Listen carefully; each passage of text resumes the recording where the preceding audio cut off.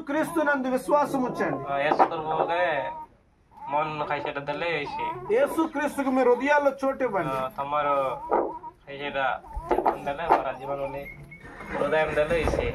యేసు యేసు యేసు మీరు చీకటిలో ఉన్నప్పుడు, సమస్యలో ఉన్నప్పుడు, ఇబ్బందుల్లో ఉన్నప్పుడు, కన్నీటితో ఉన్నప్పుడు,